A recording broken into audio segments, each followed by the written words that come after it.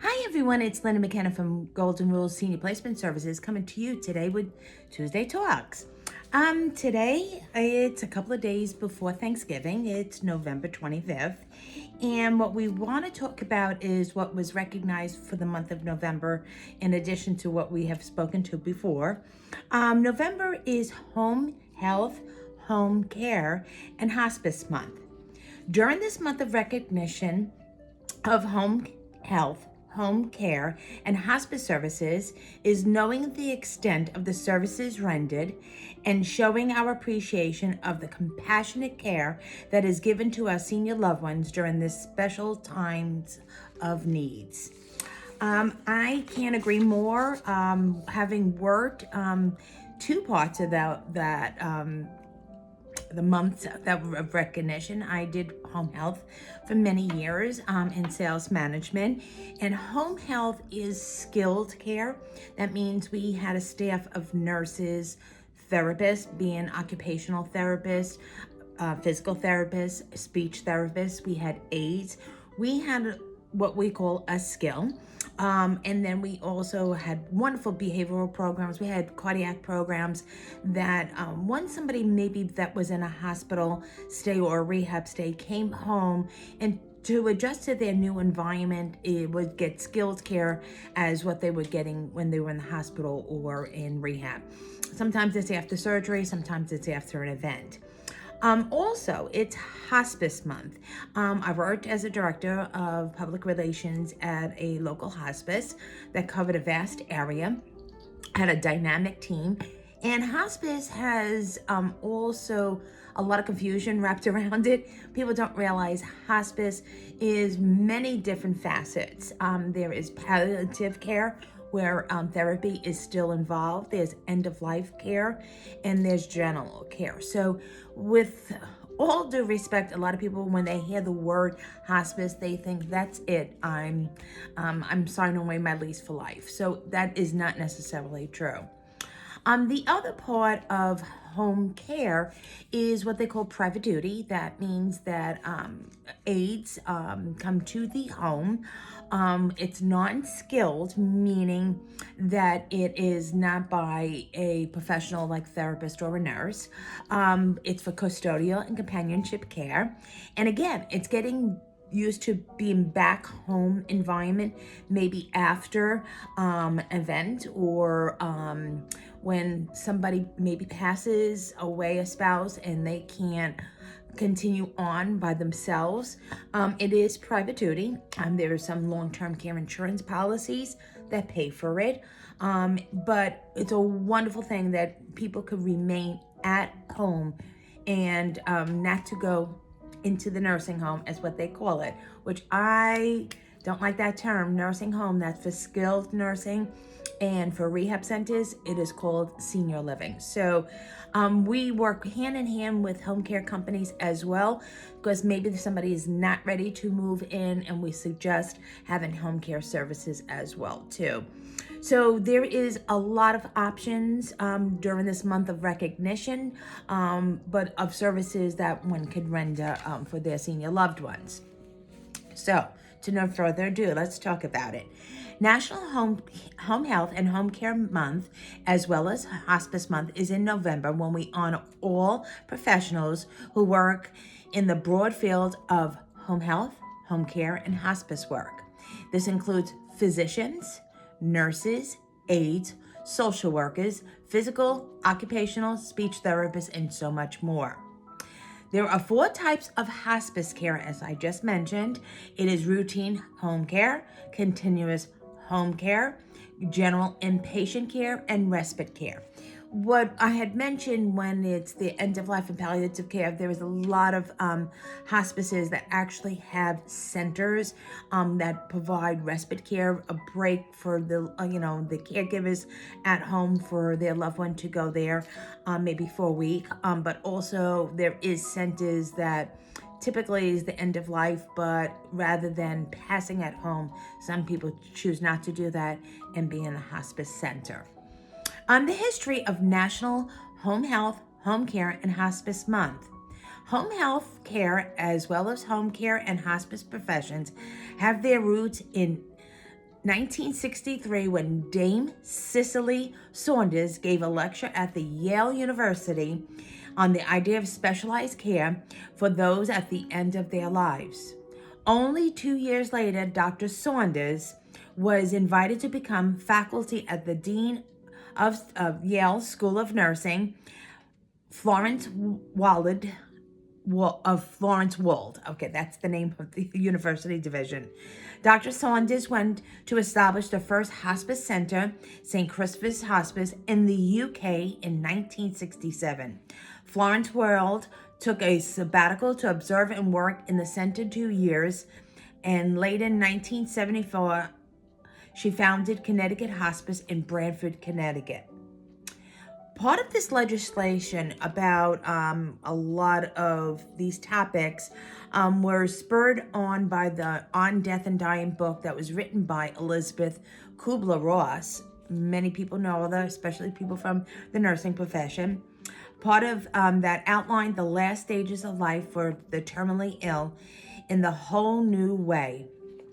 Also, in 1982, there was major gains for hospice care that Congress passed a provision to create a Medicare hospice benefit, as well as in 2002, the 25th anniversary of Medicare hospice benefit was celebrated. And the Department of Veterans Affairs launched an effort to increase veterans' access to hospice. So with all that being said, there is constant evolving when it comes to these three wonderful avenues of care. Home health is paid by health insurance, but it's intermittent and it's only for a short period of time at home.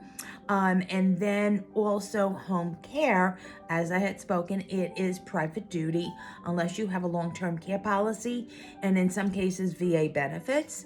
And then hospice is paid typically by Medicare, and now a lot of insurance companies are also getting on board with the help of that for their constituents as well as their members. 5 things we should know about home health care and hospices. 1, unpaid hospice workers.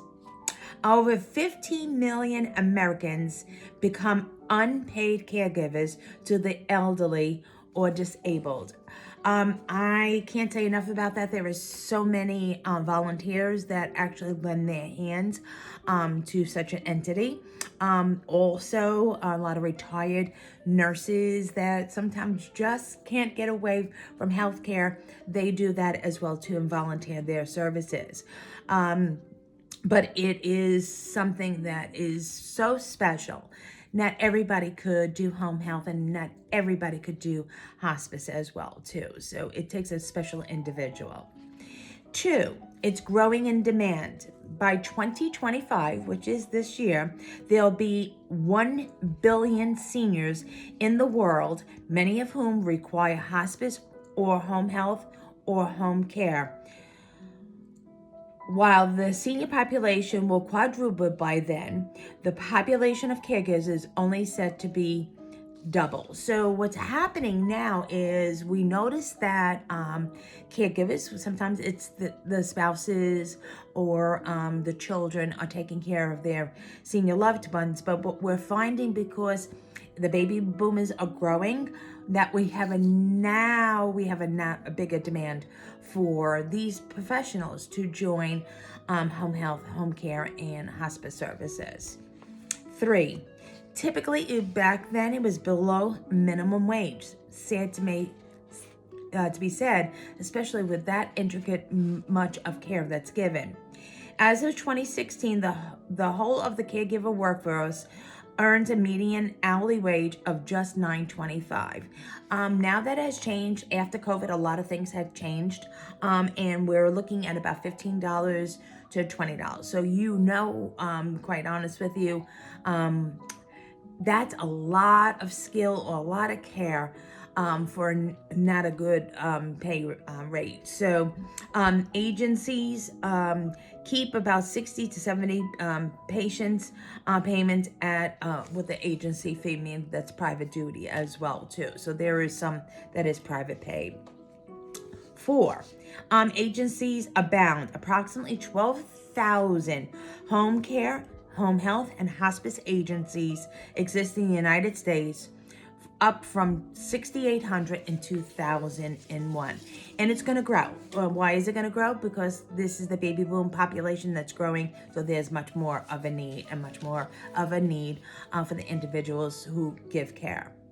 5. Technology is revolutionizing home health and home care. Technology is increasing by home care workers to track things like medication, vital signs, as well as offer telemedicine and up-to-date care plans. I can't agree more. Working with many of the home health companies that are skilled, they're updating their platforms, their electronic platforms. Like the old days of the written notes go by the wayside now. And remember, if it's not documented, it's not written, meaning in a viable text. And actually in this platform, it never really happened. And that's how also billing is concerned. That's how we bill insurance companies. So that's how people get paid. So, but the great thing about also that there is telehealth. Sometimes their caregivers can't get out to a person's home, so they do a telehealth call or a synopsis. At least they know somebody's there taking care of them, and that's very reassuring for the senior loved one. But a lot of times with also these platforms is medication interactions. When doctor orders a medication and somebody is on a medication already, they put a new medication in, and then soon to realize it might be interactive. So technology is abounding right now a lot in this sector of healthcare. Why we love National Home Health, Home Care, and Hospice Month. 1, home care provides dignity for many. I can't agree with that more. With home care, it's in somebody's home that they pay for somebody to take care of them. Dignity, they're still home, they're still trying to be as independent as possible. Home health is services that comes into their home. And there's no place like home, and you do get better faster when you're at home under the eyes, of course, of a doctor and all these nurses and all these professionals. But it's also for hospice as well too, that it is the right, they have deserved the right to pass peacefully and on their terms as well at their home. And where their fear is not by any means in a cold environment. They feel that they are at home as well too. And honestly, with somebody being at home, it's less likely, because they have low immunity, less likely to actually catch or be at risk for contracting other illnesses as well. This month, number 2, gives us a chance to improve caregivers' lives for the ones that live at home with somebody that needs care. That might be a wife or a husband, a young child, whoever that it is that's getting these services.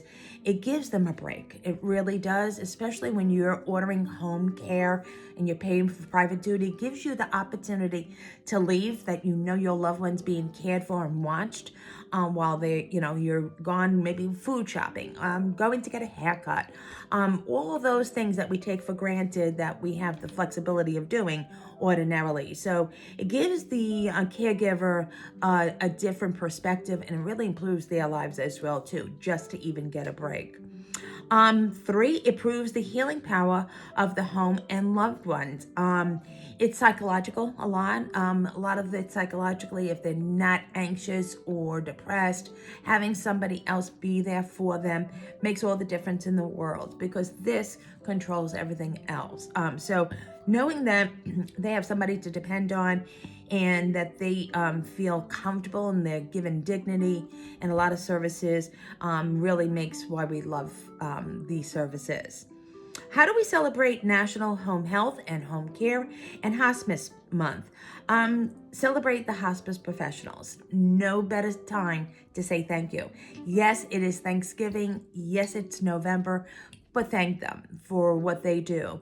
I personally have done that when I worked in home health. We made special little gatherings for our therapists and nurses and all the aides, the social workers. We made sure that they got goodie bags and just something to say thank you. Maybe a breakfast in the morning on one of the days that they all would visit the office for case conference. But nothing better than giving out awards. One person that stands out in the therapy department, one person that goes way beyond their expectations. We used to call it the GEM Award, going beyond barriers. It's going the extra mile. So the GEM Award, it's some of the nurses and therapists, it's just amazing what they encounter. Also to give out thank you cards. It's so worthy when you get a card and it says thank you on it. A lot of people actually keep them, keepsakes. So it's nothing to be more appreciative by sending somebody a thank you card. Also, it's very nice to be recognized by peers. So during this month, believe it or not, a lot of interaction with a lot of the clinical team will recognize one of their others as well. So that's a great way to celebrate it. To promote awareness of issues for all home health, home care, and hospice workers, that they should be paid more. I mean, that's quite honest with you. It's legislation that determines that.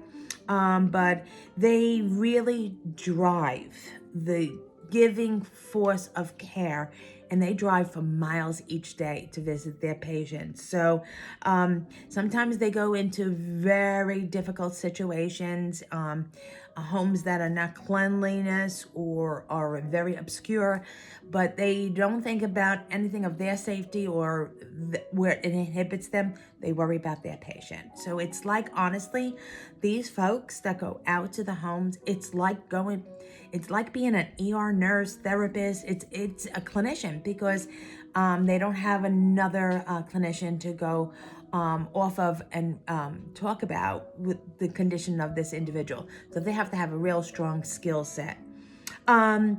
Visit a loved one in that is under care in home health, home care. Doesn't mean that there's somebody there, go visit them, but hospice as well too. There's nothing better than observing them and actually thanking the staff while you're there, to say what a great job that they're doing. So just remember, there is 3 different kinds of these. It's home health, which is skilled, home care, private duty, and hospice services, and how diverse hospice has. I can't say enough of it, not only dealing with it from my clients level within senior living, but also personally with my mom being on hospice, and how appreciative I am. And the communication that's back and forth is unheard of, that people have time during the day to make a special note to you when they see maybe 20 patients. So it's pretty miraculous. So thank you all to who are my favorites out there for home health. Thank you for all that you do. The special nurses and therapists, and also the social workers, thank you so much for all that you do, and making our senior loved ones healthier. And also for all the home care companies, my favorites there too, for doing the guardian angel kind of a program, going into people's homes and being them holding their hand throughout the day, maybe sometimes even overnight. But thank you for all that you do to keep them safe at home. And lastly, thank you for hospice. Thank you for all that you do for our clients, your patients, in just being gentle and compassionate, even towards the end of time. The glimmer of hope, when you walk into somebody's room, you are making a difference. Do know that. I know that personally, what I'm experiencing myself with a loved one. So thank you for all that you do. Again, what we're going to talk about next month, it's the end of the month, believe it or not. The next month we already have planned for December. That December, believe it or not, yes, it's the holiday, but December 2nd, we're going to talk about 10 ways to help seniors have a happy holiday and senior care tips to ensure a happy holiday.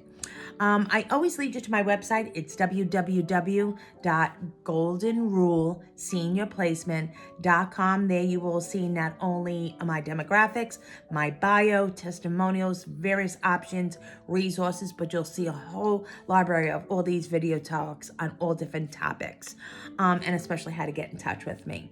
So to no further ado, thank you very much. And thank you for also recognize all these people out in the field.